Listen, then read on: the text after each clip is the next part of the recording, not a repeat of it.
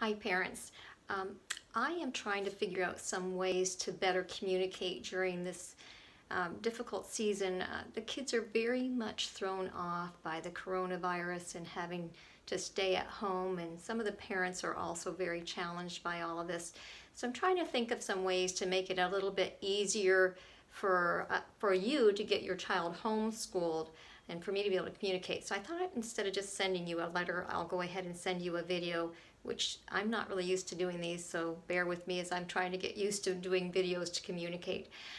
So I'm going to go over some items for this week just so that we can better communicate as I give you some updates and ideas. So number one is I would like for us to drop off and pick up the students' work each Friday by 4:30. To drop off 2 weeks worth at a time is a little bit hard for me to get everything checked, and it's also slow feedback to the children when they get their work back. If someone has a problem with that, I just ask that you communicate and let me know. Which we're going to have a short meeting on Tuesday morning. You can get back to me anytime anyway, but on Tuesday morning I am planning to have a short meeting. So number two is if your child is just frustrated or overwhelmed or just needs more help or more encouragement, please do contact me and set up a one-on-one with me and your child, and do not feel like you're imposing on me. I'm still getting paid to teach your child, so this is not extra for me. This is part of my job. And number three is I wanted to just give you an idea of something, just an idea to help motivate your child. Some of the children are fine, they're just doing their work and they're fine, but some of the children are having a hard time being motivated. They're so thrown off, and it's just very hard for them, and some of the parents aren't used to getting them to do this. So this is something that I was taught by a very well-renowned educator in Colorado to help motivate students. Very simple. Everything in this motivation is positive, no negative items at all. So what you do is you just go around, as your child is doing some of their work, you just come and say, maybe they're writing a sentence, and you say, oh, look, you used a capital letter, point. And you can just put it on a sticky note. And then you might say, oh, look, you used a period at the end of your sentence. You get a point. And then, oh, your work today, look at how neat and tidy your work is, point. And your math, you did it so well. You got almost everything right, point. I love the way you worded that sentence, point. And you see how this goes. But you want to, especially thinking about neatness and punctuation and capitalization,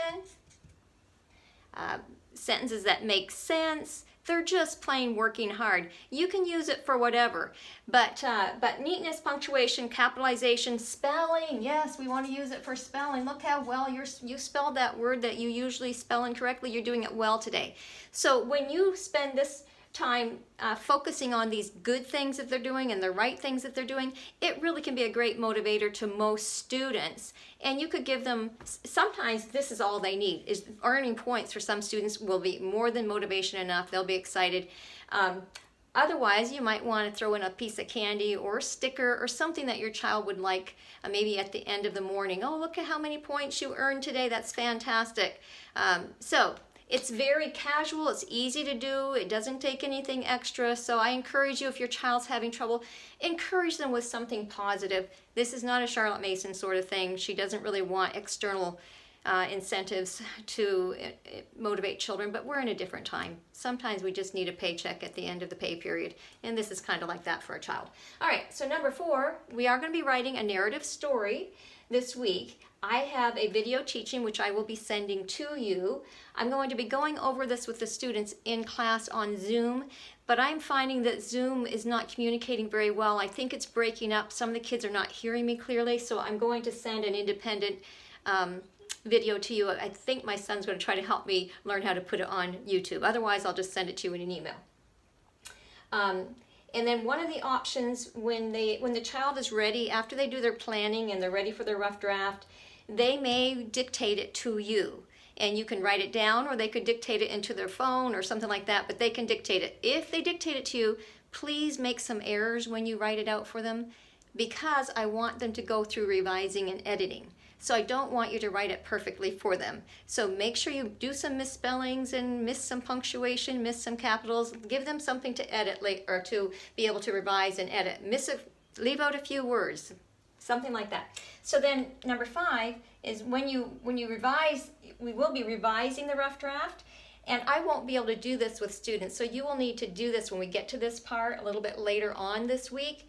But what you do is you point to each word and you say it as you read it. Otherwise, our brains make up words that aren't there and we miss things that are incorrect. So for instance, it's time for me to revise. Communicate, update, drop, pick up each Friday by 4:30. Maybe I should even say 2. 2, set up one-on-one help. 3, motivating students. All right, so that's how they're going to do their revising. Now, revising is about wording. It's not about punctuation, capitalization, and spelling. Those are the details of editing. So then after that, the next stage will be editing. Now, usually a child will rewrite it after this point, but I don't know. I think we'll just wait until after editing. So you go back through and you edit, and you're looking for the first time you read through the whole thing, and you're only looking for capitals. The children know this. We do this at the end of every spelling lesson. So we're looking only for capitals. 1, 2, I've got 7 bullet points. I should have 7 capitals.